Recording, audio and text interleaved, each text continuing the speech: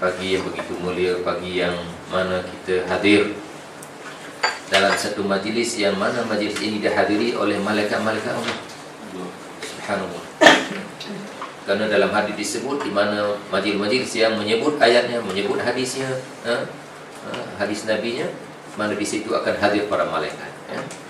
Maka patutlah Allah Subhanahu wa taala berfirman di dalam surah Al-Mujadalah. Al-Mujadalah ayat yang ke-11. Yarfa'illahu alladhina amanu minkum walladhina utul ilma darajat. Allah mengangkat makam, darajat orang yang beriman dan orang yang berilmu pengetahuan beberapa darajat. Beberapa darajat. Ibnu Abbas kata 100 darajat. Jarak antara satu darajat dengan darajat berikutnya ialah 500 tahun perjalanan. Maknanya begitulah mulianya orang yang beriman dan orang yang duduk dalam ilmu dan mendapatkan ilmu. Demikian pula baginda Rasulullah SAW menyebut, man salaka tariqan yaltamisu fihi ilman sahalallahu tariqahu ilal jannah. Siapa yang menempuh jalan untuk mendapatkan ilmu pengetahuan, maka Allah akan memudahkan jalan kepadanya menuju ke syurga. Cuba bayangkan tuan-tuan dan puan-puan, siapa yang menempuh jalan untuk mendapatkan ilmu pengetahuan, kata Nabi. Apalagi kita menempuh jalan di mana di situ ada ustaz, ada bahagian umrah, ada bahagian rohani, ada bahagian kuliah seperti yang disebutkan tadi setiap hari Isnin macam ni. Jaminan Allah, jaminan Rasul memudahkan jalan ke syurga perempuan. Allah dan Rasul tak menyebut siapa-siapa yang menuju ke Genting Highland, tak sebut kan? Siapa-siapa yang menuju ke Polisian, siapa-siapa menuju ke depan Pekelahan, jaminan syurga tak disebut. Tapi disebut man salaka tariqan yaltamisu fihi ilman. Siapa yang menempuh jalan untuk mendapatkan ilmu. Bermakna kalaulah sekiranya kita niat ke Polisian untuk mendapatkan ilmu tentang ketuhanan, gelombang laut dan sebagainya, dapat pahala juga.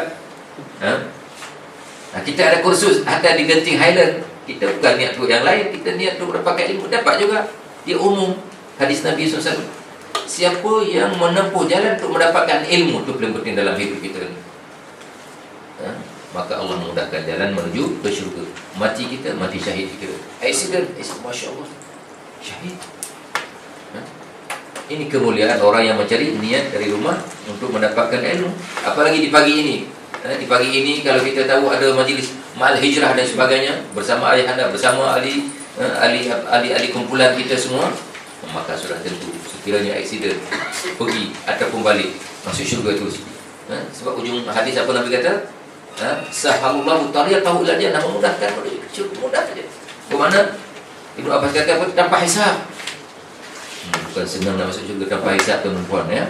Jadi salah satu daripadanya ialah dengan cinta kepada majlis ilmu. Apalagi Rasulullah SAW menyebut di mana idza mata ibnu adam inqata amalu illa min salasin. Apabila manusia itu mati, putus segala hubungan, disconnecting. Tak ada line, not responding.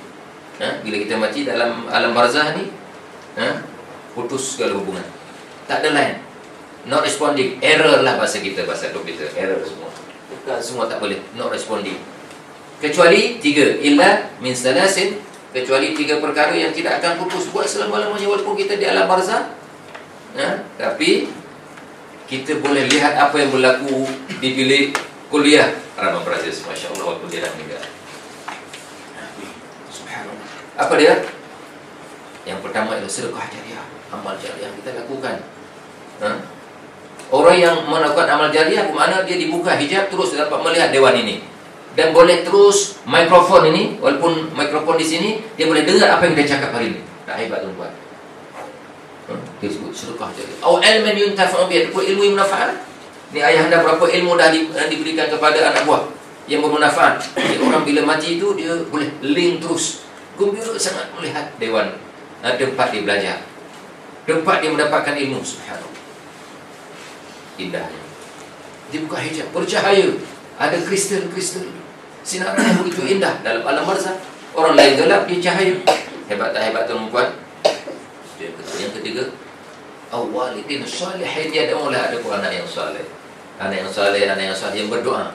Jadi anak yang saleh, apa aktiviti dia, pergerakan dia, semua cahaya kepada yang meninggal, yang bagi sponsor. Siapa yang sponsor anak-anak ni, anak-anak yang saleh? Tak semestinya anak kita, anak orang lain kita jadikan dia saleh, jadi anak angkat jadi. Sebut walidin salihin yad'u lahu, anak yang saleh berdoa. Bukan walidin lahu, kalau walidin mesti anak dia. Di anak angkat pun berdepan. Tengok. Bila kita tengok di dalam huraian syarah kepada hadis ini, di mana anak yang saleh ini termasuk anak angkat, termasuk anak orang lain yang kita pelihara, yang kita sponsor. Dia berdoa kepada kita sampai. Anak-anak yang menghafal Quran di Al-Imtar, perempuan menjadi anak angkat. Kalau kita anak yatim, kita minta separuh saja. Kalau ada mak dia tak ada, kita free kan. Macam tu kita buat. Kita usahalah, kita cakaplah kepada ayahanda, kepada Haji Zul dan kepada siapa-siapa lah yang ada kelebihan. Kita ada di Al-Imtar ini anak-anak yang pakar di ampang putih, profesional. Dia ada anak, bukan sekadar anak dibagi, bila ada motivasi dan sebagainya dibagi, motivasi. Kita ada anak dalam TV satu, berbagai TV, Said Munawar. Dia kadang kalau ada acara kita, dia jadi pengerusi majlis. Masya Allah kan? Jadi kita macam live dalam TV. Orang tengok dia, orang tengok ayahanda kan. Begitulah, kita nak membentuk 3 benda ni semua. Pergerakan kita pagi ke petang rugi tanpa tiga persiapan ini. Sia-sia. Apa 3? Tadi terujuk sedekah jariah, ilmu yang manfaat, anak yang soleh. 24 jam aktiviti kita mesti fikir, mesti sediakan, mesti menjana, mesti mencapai dan menggapai 3 benda ni. Sedekah jariah, ilmu manfaat, anak yang soleh. Itu dia. Sebagai mukadimah. Oleh kerana itu, kenapa Rasulullah SAW diutus oleh Allah? Untuk apa? Adakah saja-saja sia-sia? Tidak. Tidak ada. Ialah Allah Subhanahu wa taala berfirman dalam surah Al-Anbiya, A'udzubillahi minasyaitonirrajim. Wa ma arsalnaka illa rahmatan lil alamin. Tidak kami utus engkau wahai Muhammad kecuali membawa rahmat bagi segala alam ini. Maknanya Nabi bawa rahmat, kasih sayang, perpaduan. Itulah yang Nabi diutus. Orang Arab sebelum menikah berperang tak pasal-pasal. Pasal seekor seekor kambing memakan cili, tomato, kawan sebelah boleh berperang sampai pukul tahun turun berperang. Diutus Nabi membawa rahmat. Bukan saja rahmat kepada manusia, malah makhluk seluruhnya. Ketika itu orang Arab ni dia suka menjamu tetamu. Bila datang 2-3 orang, dia pergi ke belakang, dipotongnya unta 2 kilo. Bukan disembelih, dipotong dagingnya 2 kilo. Untuk bagi tetamu, bagus di segi menjamu, tetapi sudah menzalimi unta. Nampak? Besok datang 10 orang, dipotongnya unta pula 10 kilo. Sebab ada 10 orang. Orang Arab sekali makan 1 kilo tu biasa sikit, kira kan. 1 kambing bertujuh boleh habis. Di Mekah kepala-kepala semua dibersihkan di depan dalam apa? Dalam talam apa semua boleh habis. Kita orang Melayu 1 kampung 1 kambing. Tak apalah. Ini menunjukkan bahawa begitu Nabi SAW tengok bagaimana melihat dan mengubah suasana konsep orang jahiliah yang suka menjamu tetamu, tetap menjamu, tapi cara tekniknya macam mana Nabi ubah. Bila mereka meminta hujan, mereka membawa kambing-kambing mereka ke tengah padang, dituang minyak gas, kemudian dibakar sehingga terbakarlah bulu biri-biri. Ketika bulu biri-biri itu dah terbakar, mereka pun kambing-kambing ini, biri-biri ini semua menangis. Baik. Mereka tepuk tangan pula. Manusia, tuan biri-biri, pengunjung, ketika itu tepuk tangan. Tengoklah, oh Tuhan, oh patung, oh berhala dan sebagainya. Tengoklah, kambing-kambing sudah terbakar, turunlah hujan. Mereka minta macam boleh. Ini kaum jahiliah sebelum utusan Nabi Muhammad SAW. Demikian pula bila ada pokok-pokok kurma dan sebagainya yang mungkin buahnya 2 minggu lagi boleh dipeti, boleh jadi rotab, sedap dimakan, mereka potong terus jadi jambatan dan sebagainya. Maknanya tidak ada rahmat kepada unta tadi, tidak ada rahmat kepada kambing, tidak ada rahmat kepada pokok kurma.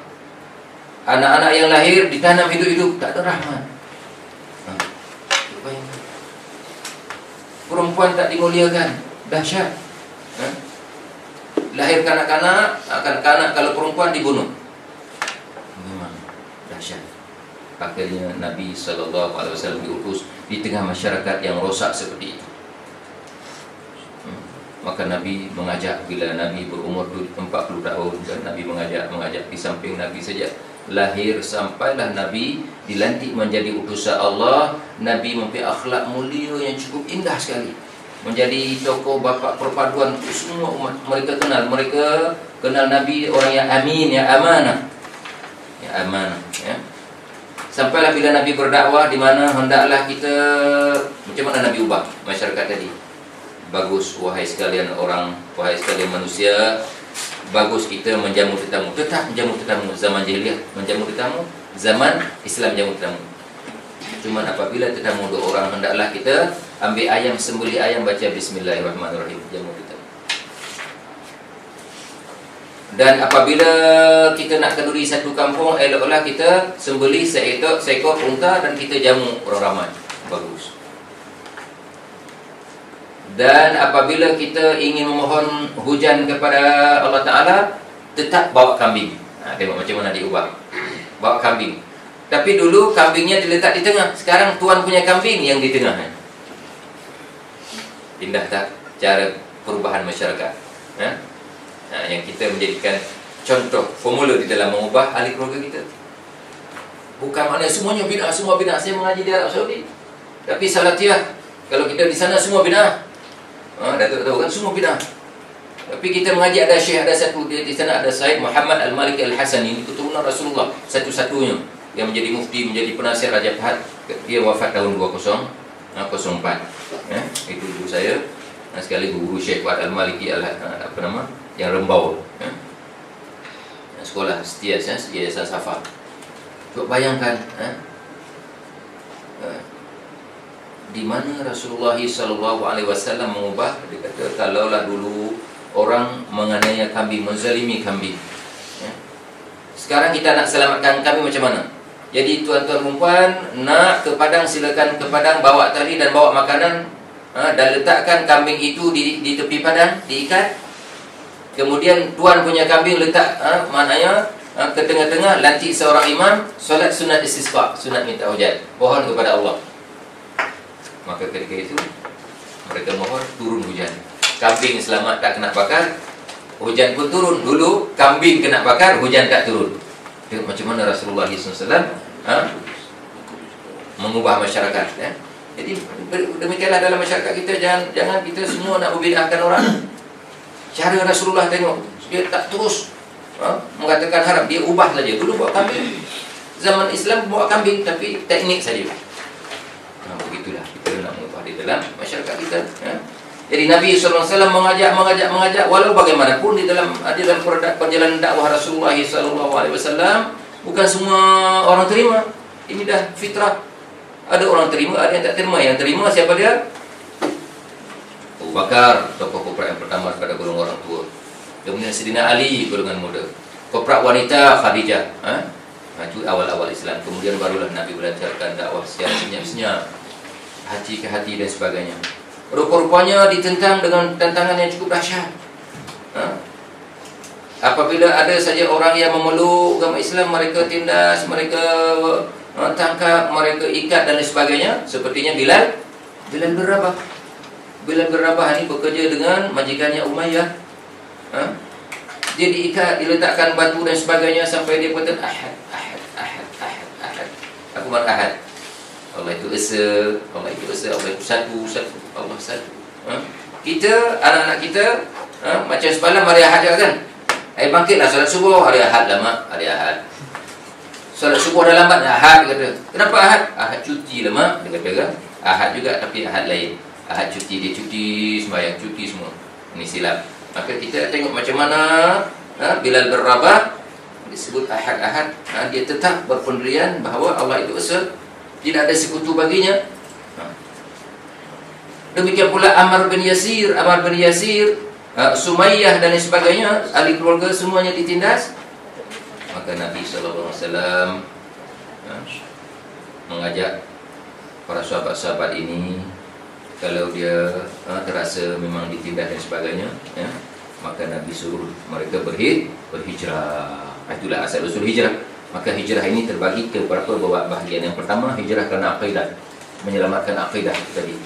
Kalau tak, bila berabah nanti dia kena tindas dan sebagainya, kerana semata-mata dia menjadi insan yang berkasih sayang, menjadi insan yang baik, jadi insan yang tidak mau tidak mau berzina, tidak mau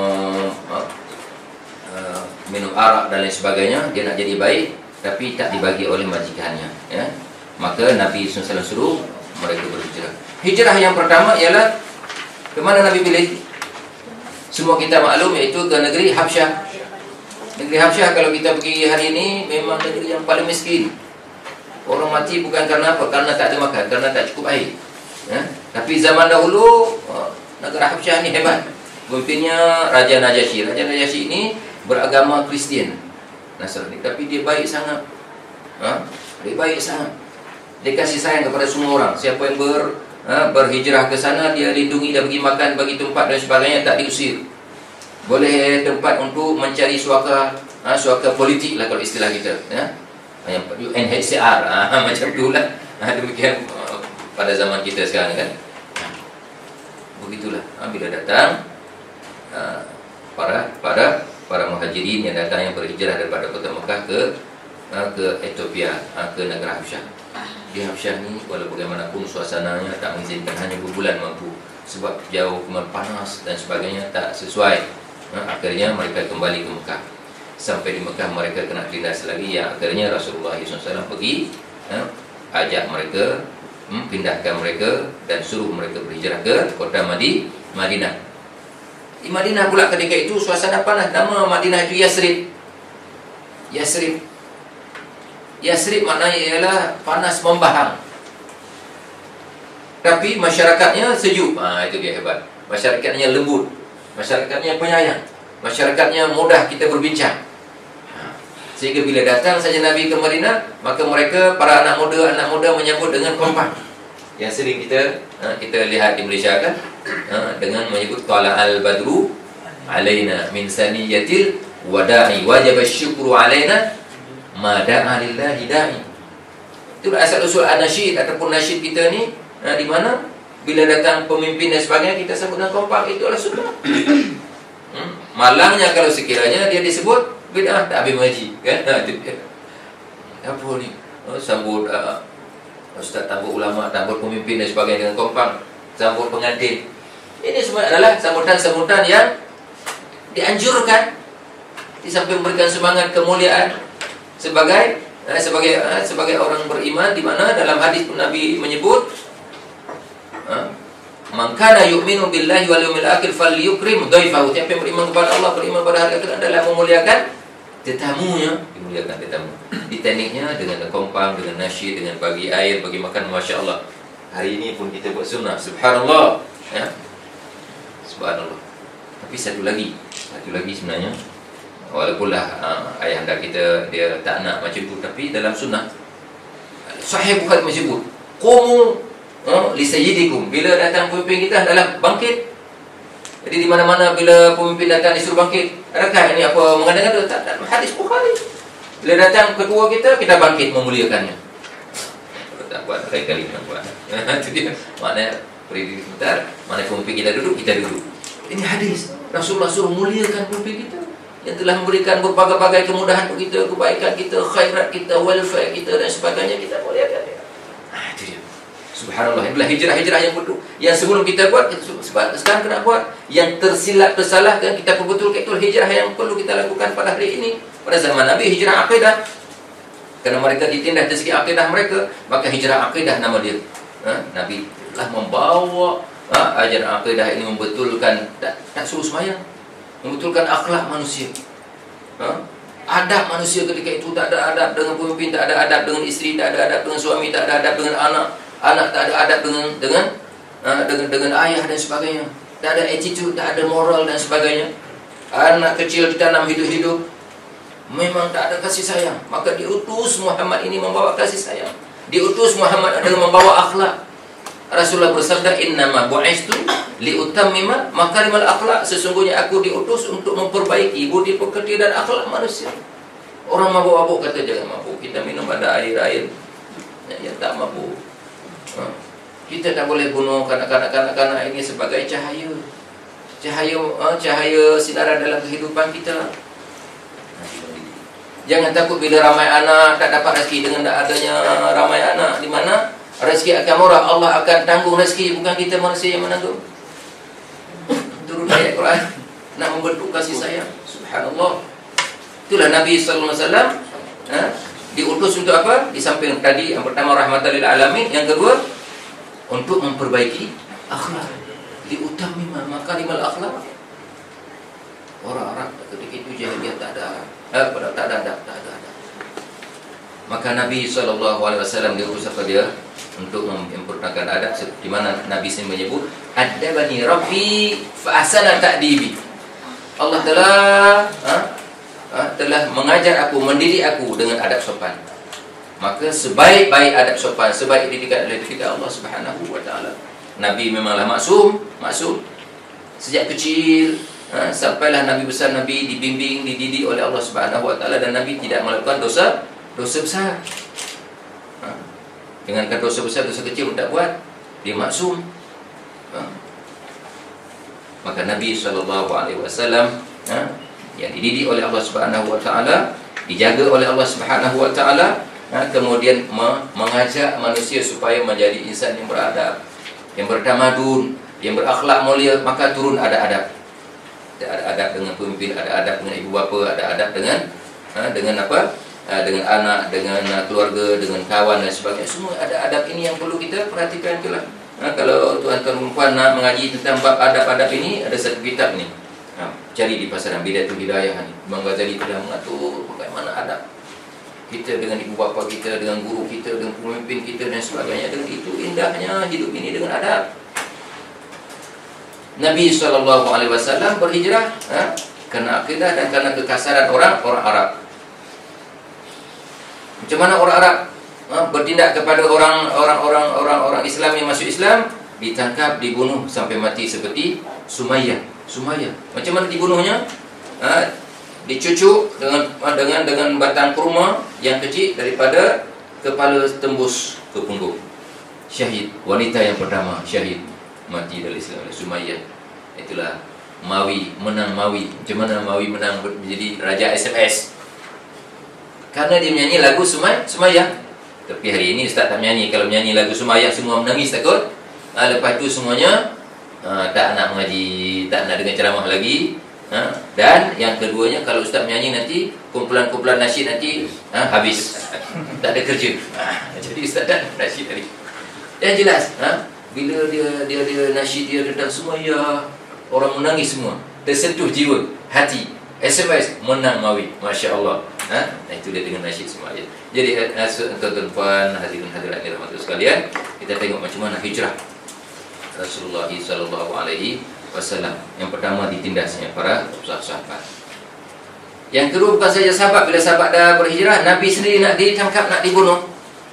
Nabi tak tahu Nabi berada di rumahnya. Rumah Nabi yang kita tengok Library of Mekah, Babu Salam tak ada dah. Kalau dah pergi umrah tak ada Babu Salam dah kan. Tapi rumah Nabi ada lagi, Haji Zul. Nabi berada di situ.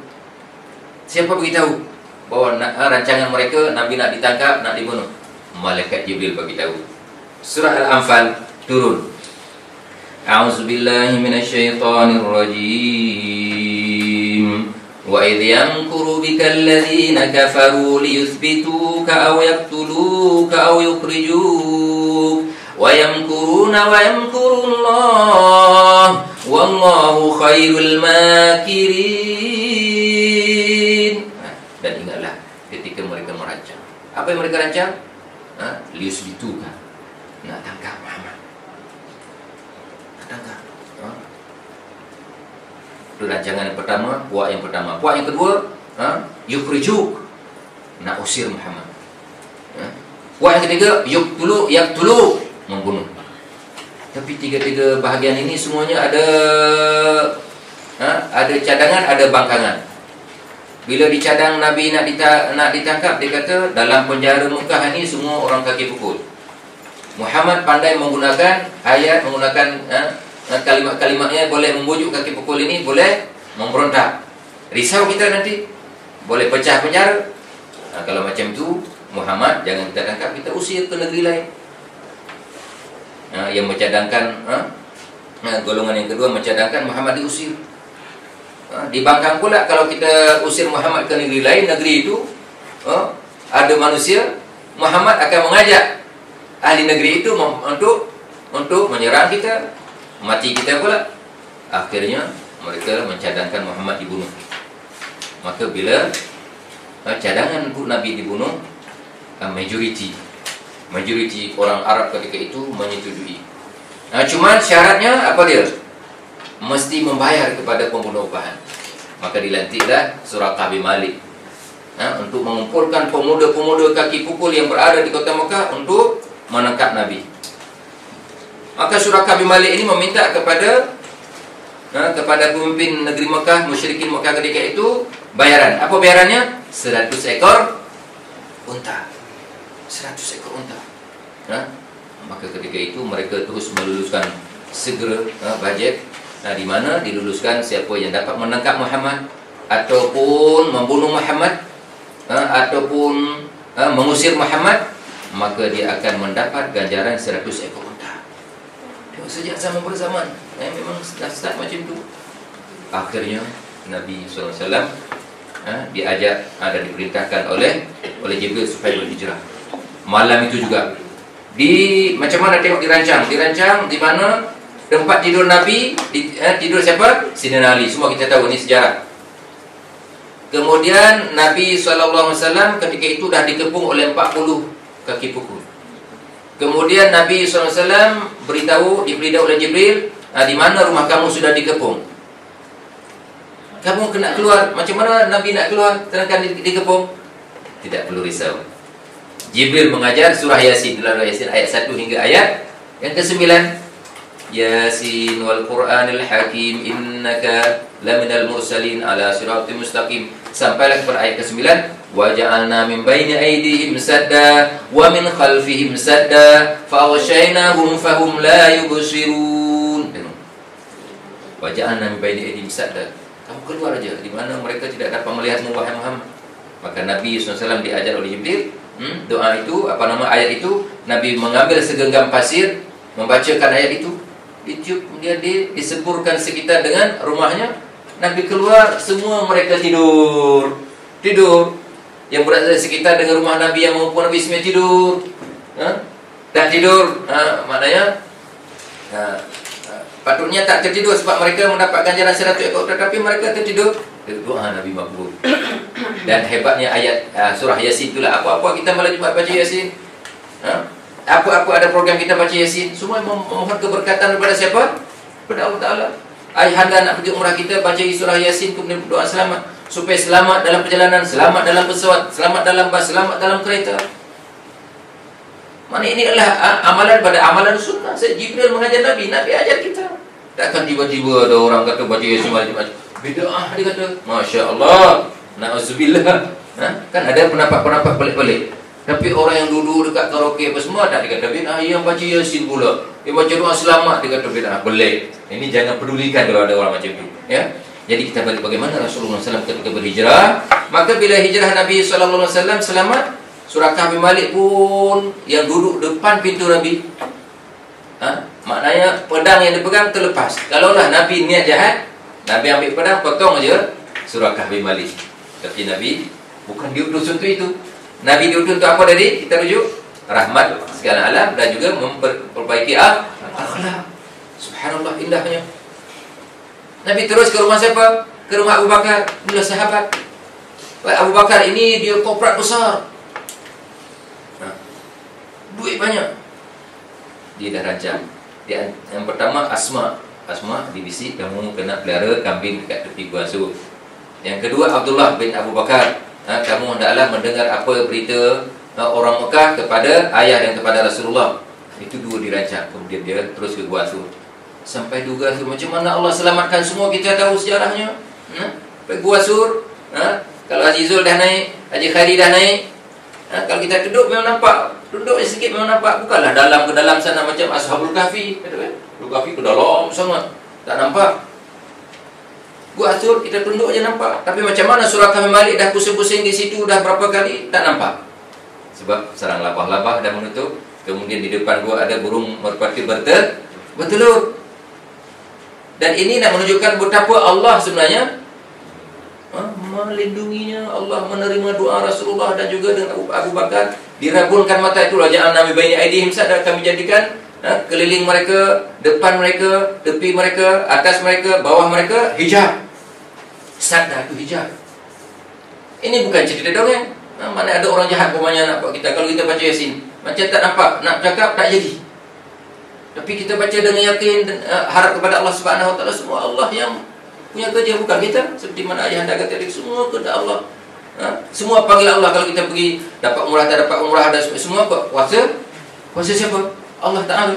Macam itulah dalam perjalanan hijrah ini, semua kuasa Allah Subhanahu Wa Taala. Pergi ke rumah Abu Bakar, pergi ke Gua Thur, di Gua Thur pula 3 hari 3 malam mereka tak dapat. Sampailah Nabi berjalan sampai ke Madinah. Tak ada siapa yang tahu. Walaupun lah surah Kahfi Malik dapat nak tangkap, tapi berapa kali tersungkur surah Kahfi Malik? 3 kali. Dah dekat Nabi nak hayungkan pedang, dia tersungkur, kuda-kuda terbalik. Macam mana? Niat jahat mereka tak tercapai.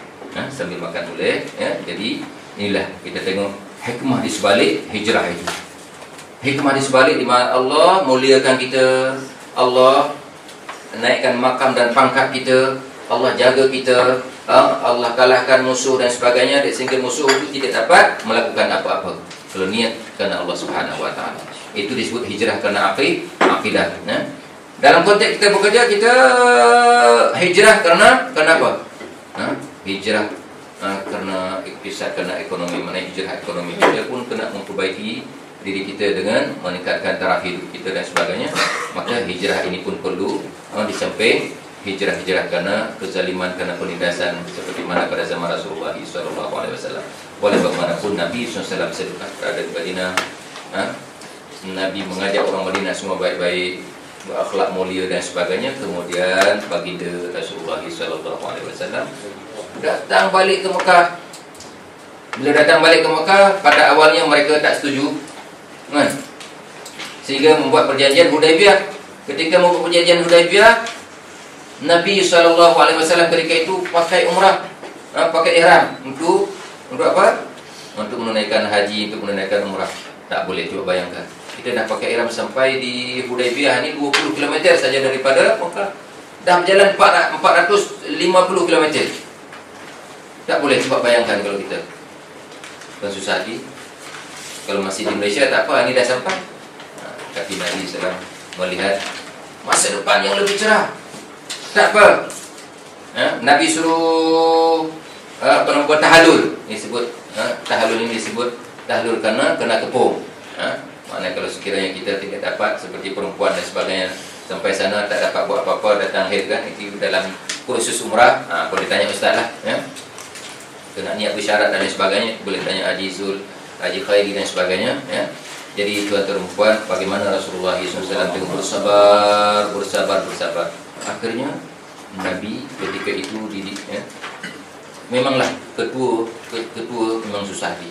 Haji Khairi, Haji Zul, kalaulah ada ahli mengikut rombongan yang mengikut itu, ada yang songai dan bapak-bapak, memang susah hati.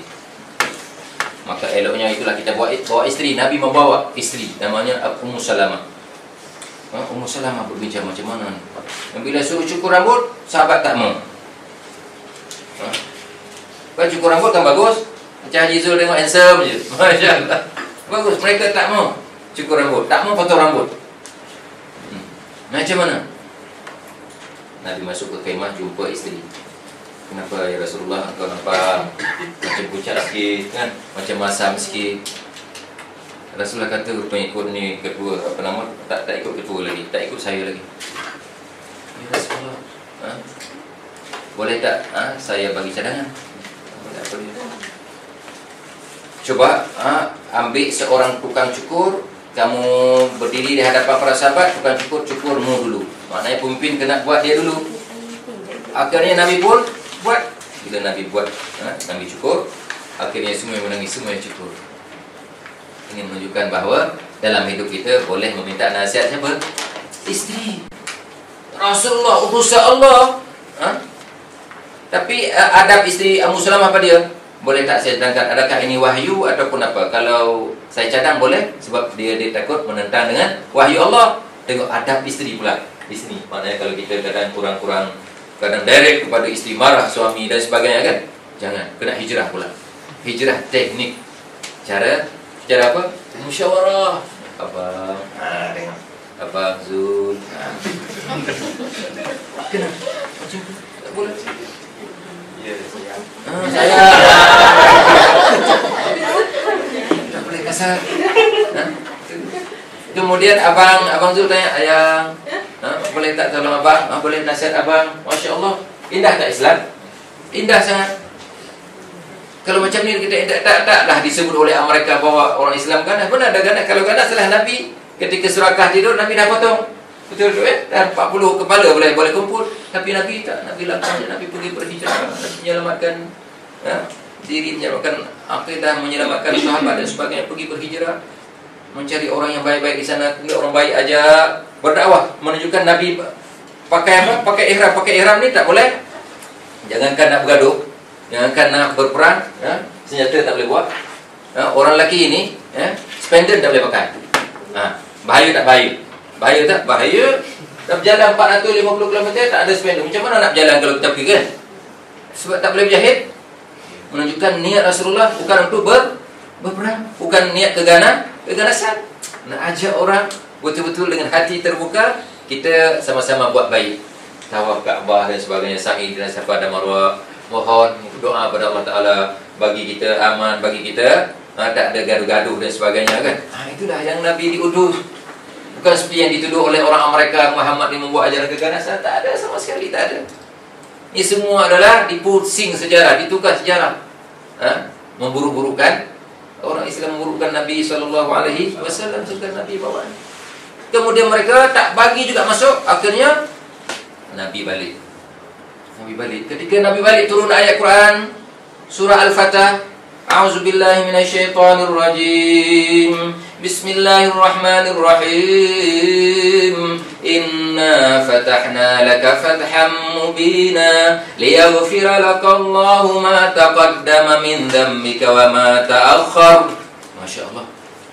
Sesungguhnya kami telah memberikan kemenangan kepadamu dengan kemenangan yang luar biasa. Apa kemenangan? Kita tak boleh masuk Mekah dikata menang. Macam mana menang? Tak boleh masuk, dah balik menang. Rupanya setahun selepas itu Allah bagi kemenangan kota Mekah. Sebab ketika tak boleh masuk, buat perjanjian tak boleh masuk tahun ini, tahun depan boleh. Dan di situ, di mana dalam perjanjian itu tak boleh berperang. Tengok, selama 10 tahun gencatan senjata. Tengok, nak dibawa keamanan lagi, kedamaian lagi, kasih sayang lagi, supaya tidak ada orang yang mati, tidak ada orang yang terbunuh, tidak ada orang kena tangkap dan sebagainya. Masya Allah, Nabi membawa ajaran keselamatan, ajaran keamanan, ajaran kasih sayang. Masya Allah. Kemudian selepas itu barulah Nabi SAW mengikat perjanjian itu. Setahun selepas itu Nabi masuk kota Mekah dalam keadaan apa? Ini bila masuk 10,000 lebih kurang. Orang-orang berada di kota Mekah gerun, takut. Ini ramai sangat. Bila Nabi masuk ke Masjidil Haram, Nabi terus naik ke atas tangga Kaabah. Nabi kata apa dia? Orang Mekah ni gerun sebab orang Madinah semua dah menjadi pengikut Nabi dan semuanya dah masuk Islam dan sebagainya. Pergi ke kota Mekah bukan niat untuk membunuh, tapi nak mengajak orang Mekah sama-sama bertawaf Kaabah, membuat kebaikan, berdoa kepada Tuhan supaya diberikan keamanan, kemakmuran dan sebagainya. Tapi orang Mekah dah jumlah sedikit, mereka takut. Dalam masjid masa itu ada 2,000 orang. Tokoh-tokoh pembesar kota Mekah ada di rumah Abu Sufyan. Abu Sufyan sebagai pembesar kota Mekah ketika itu. Bila jumlah yang ramai, Abu Sufyan coba keluar. Kemudian Abu Sufyan coba nak menjumpai Nabi dan masuk Islam. Sebab dia tahu bahawa kekuatannya sudah lemah, tak mampu lagi. Tapi dia dalam keadaan risau juga, berjaga-jaga. Yang ada dalam rumah, mereka kunci rumah. Yang ada dalam masjid, mereka menggeletar 2,000 orang. tokoh-tokoh pembesar yang ada dalam rumah Abu Sufyan, mereka gerun, takut Muhammad ini mengamuk, dan ikut Muhammad mengamuk, membakar rumah dan sebagainya. Takut dibuat tindakan balas balik, dendam dan sebagainya. Rupanya apa yang berlaku? Nabi terus naik ke tangga Kaabah, dan Nabi berkata, al-yawm yaumul marhamah. Hari ini hari kasih sayang. Masya Allah. Ini sejarah, ini history. Hari ini hari kasih sayang. Dan hari ini bukan hari balas dendam. Masya Allah, boleh cakap macam itu. Padahal dalam perang Uhud, di mana Hamzah sudah dibunuh oleh pembunuh upahan Hindun, First Lady Kota Mekah ketika itu. Dah mengubah adalah membunuh siapa? Telah membunuh siapa? Hamzah. Hamzah ni panglima perang, bapa saudara Rasulullah SAW, diupah kepada Wahsy. Siapa nama Wahsy? Orang negro yang paling tepat menembaknya. Subhanallah. Maka ketika itu Rasulullah SAW naik ke atas mimbar dan berkata, hari ini hari kasih sayang, tidak ada balas dendam. Yang dalam masjid menggeletar, takut orang Islam dah pegang juga, nak tumbuk budak-budak muda kan. Apa Nabi kata? Siapa-siapa yang ada dalam Masjidil Haram, wa antumut tulaqa, man dakhala Masjidil Haram fahuwa amin. Siapa-siapa yang berada dalam Masjidil Haram hari ini semuanya aman. Senang hati mereka. Yang dalam rumah masing-masing mereka menggeletar. Cuma rumah kita kalau dibakar habis semua, kenderaan emas semuanya habis. Maka Nabi kata, man dakhala baitihi fa wa amin. Siapa-siapa yang berada dalam rumah masing-masing, mereka pun aman. Lega orang berada di rumah. Orang-orang musyrikin yang dulunya balai dendam, sekarang diberikan amanah oleh Rasul. Tinggal satu lagi di rumah Abu Sufyan. Maka Nabi kata, man dakhala baita Abu Sufyan fawa amin. Siapa-siapa yang berada di rumah Abu Sufyan, mereka pun aman. Masya Allah, semuanya aman, semua kasih sayang. Yang dalam masjid tadi, Nabi kata, ucapan terakhir, wa antumut tulaqa, kamu dibebaskan. Maknanya 2000 tadi orang musyrikin yang telah meletakkan patung-patung 360, dan mereka nak sembah patung, mereka telanjang semua. Coba bayangkan. Maka selepas dibebaskan, mereka pakai baju dan sebagainya. Dan coba bayangkan Nabi SAW ketika berdakwah membawa kasih sayang, ringkasnya itulah hijrah. Kita kena hijrah berbentuk kasih sayang. Hijrah kasih sayang di antara suami isteri tadi. Sayang, macam Haji Zul kata kan, sayang dibalas dengan sayang. Coba bayangkan Rasulullah SAW dengan isterinya minum satu gelas. Ni nak tanya ni kaum ibu, minum berapa gelas? Gelas mama lain, gelas papa lain, betul? Hari ini satu gelas saja, yang lain simpan dalam almari cantik. Betul? Atau sedekah hadiah bawa ke office. Coba dalam sirah Rasulullah, dengar berebut maknanya minum. Aisyah minum dulu, abanglah minum dulu, Aisyah lah minum dulu. Akhirnya Aisyah minum. Kenapa? Nabi lepas itu minum dekat gelas yang ada bibir Aisyah. Nabi pun minum. Biar berada bibir. Romantis tak Rasulullah? Romantis Rasulullah. Inilah kasih sayang dibawa oleh Rasulullah. Mana ada keganasan? Dalam rumah tangga tak ada keganasan, tak ada sama sekali. Sampai digambarkan dalam sirah, tidur dengan isteri mesti satu selimut. Hebat tak hebat? Siapa yang selimut leleh pada hari ini, simpan dalam almari cantik juga. Satu hari ini sudah kahwin semua kan? Tak apa, dah 18 ke atas tak ada masalah. Ini hijrah ni teknik makna kasih sayang. Jadi Rasulullah SAW tidur dengan Aisyah ketika itu period datang bulan. Cuba bayangkan. Aisyah kata, saya datang bulan lah bang, bulan. Nabi kata pada dia, iyalah, tapi kan satu aja yang tak boleh, lainnya boleh. Faham? Itu dia, iyalah dia boleh. Faham lah tu. Nak menunjukkan kasih sayang. Satu beres. Tengok hebat, tak hebat. Sampai macam itu digambarkan dalam sirah supaya menjadi contoh dalam ikutan kita dalam bermasyarakat, bernegara, dalam bab segala bab. Jadi contoh Rasulullah SAW. Sampai nak jogging pagi, tengok kan? Jogging pagi, bab tidur dan sebagainya semua. Jogging pagi, mula-mula Aisyah menang. Mana Aisyah tu slim lagi. Kali kedua Nabi menang, Aisyah sudah gemuk. Itu dia. kurangkan, makanlah slim. Slim apa? Slim teh, slim ke apa semua kan. Ini contoh-contoh lah. Sebab kami ada dekat tes Kuampang, Ustaz Datuk ada produk slim halal. Apa kita nak sebut? Kasih sayang diajar oleh Rasulullah SAW. Satu hari Aisyah ni dia suka sangat ilmu. Jadi sudah tentu kurang pandai lah masak, masihlah makanan. Nabi rasa masih. Nabi tak kata apa-apa. Aisyah boleh tak? Dulu kita sering suap menyuap, sekarang kita suap menyuap balik, boleh tak? Nampak? Okey, boleh bang. Siapa suap dulu? Aisyah lah suap abang dulu. Abang lah suap Aisyah dulu. Okeylah. Nabi pun suap. Masya Allah. Bila Nabi suap, alamak masih minta maaf. Tengok buru-buru minta maaf. Hebat tak hebat? Buru-buru minta maaf. Kalau kita gelah-gelah cawan-cawan, piring-piring melayang ke belakang, Masya Allah. Habis, itulah tak boleh. Itulah kasih sayang. Itulah hijrah yang perlu kita pastikan dalam kehidupan kita, supaya kita tidak bergaduh dalam kehidupan kita bermasyarakat, bernegara dan lain sebagainya.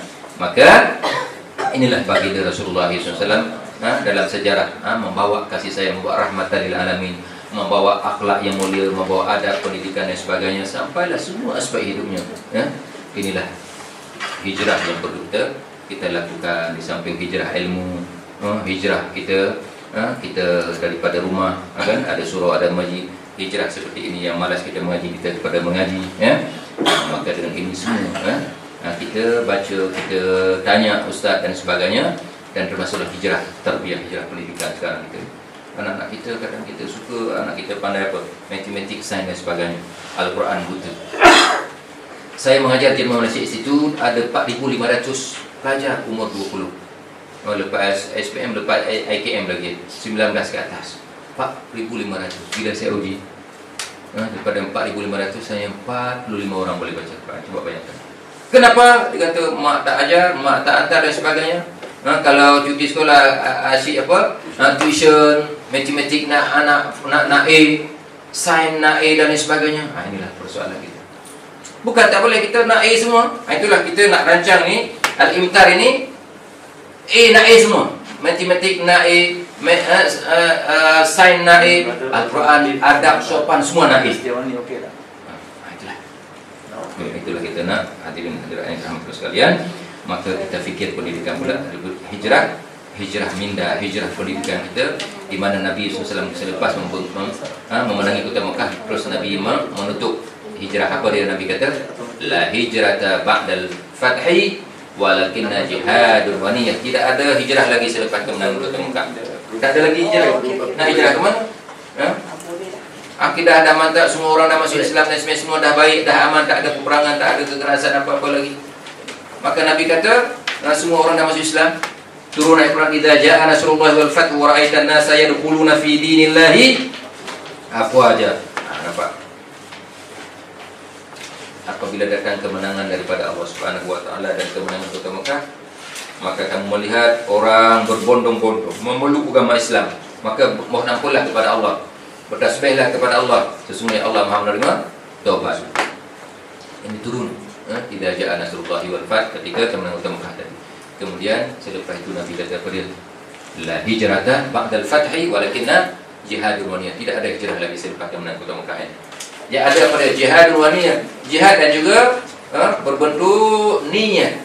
Jihadun wa niyah. Niyah ini maksudnya perubahan dalaman, perubahan dalaman. Jadi perubahan dalaman inilah yang perlu kita buat. Makna dalaman ini cara, teknik kita, bab pendidikan, bab ekonomi, bab suami isteri, bab anak beranak dan sebagainya, bab dengan jiran dan sebagainya. Semua kita mengarah kepada yang lebih baik. Perjuangan bersungguh-sungguh mencari keridhaan Allah Subhanahu wa taala. Dengan jiran kita, macam mana kita kena baik. Adab jiran macam mana? Apabila Rasulullah SAW menyebut adalah hak kepada jiran kamu, di mana jangan menyakiti hati mereka. Coba bayangkan dalam hadis, la yu'minu ahadukum hatta yuhibba li akhihi ma yuhibbu li nafsi. Tidak sempurna iman salah seorang kamu sehingga kamu sayang kepada saudaramu seperti mana kamu sayang kepada dirimu sendiri. Maka dalam syarah Fathul Bari menyebut, di mana apabila kamu memasak sup, hendaklah kamu tutup rapat-rapat sup kamu. Sup Kalau tak mampu tutup rapat-rapat, auzid alaihi bil ma', takut tercium bau sedap sup kamu, maka tambahkanlah air. Dengan itu kamu boleh menghantar satu mangkok kepada jiran-jiran kamu. Subhanallah. Indahnya Nabi SAW dengan semua orang. Inilah konsep hijrah yang perlu kita lakukan. Alhamdulillah tepat masanya. Maka sama-samalah kita renung, kita fikir. Semoga tempat yang seperti inilah tempat yang paling sesuai untuk kita bekerja. Seperti mana ayah anda kata tadi kan, di mana ada yang 20 tahun, ada yang tak lahir lagi kalau umur 20 tahun yang lepas. Ini menunjukkan kerana dia mahu berhijrah bersama-sama membetulkan diri dalaman ekonomi, iktisad kita dan sebagainya. Dengan itu kita akan berbahagia hidup dunia dan akhirat pun. Dan diberkati oleh Allah Subhanahu Wa Taala kuliah kita walaupun ringkas, tapi kita bagi yang poin-poin yang padat, strict terus kepada poin seperti mana ayah anda nasihatkan tadi. Mudah-mudahan diberkati oleh Allah Subhanahu Wa Taala. Wallahu a'lam bishawab. Wabillahi taufiq wal hidayah. Wassalamualaikum warahmatullahi wabarakatuh.